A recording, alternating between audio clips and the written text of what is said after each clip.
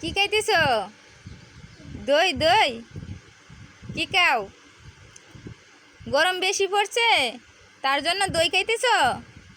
আনিসা, আনিসা রে, কি খাও? কি খাইতেছ? কি খাইতেছ? এমনি দই খা? দেখেন গরমের তাপ বেশি পড়ায় বাচ্চারা অস্থির হয়ে পড়ছে, তাই দই কিনা দিছি, বাচ্চারা দই খাইতেছে। সবাই ভিডিওটা ভালো করে দেখেন, গরমেরই কিরকম। এই যে মানে তোমারটা আছে না, একটা তার নিজের দ্বারাই খেয়ে আরেকজনের কাছ থেকে খেয়ে নেয়। দেখেন দেখেন ময়না, তোমারটা কই? তোমারটা আছে না? আনিসা, তোমারটা কো?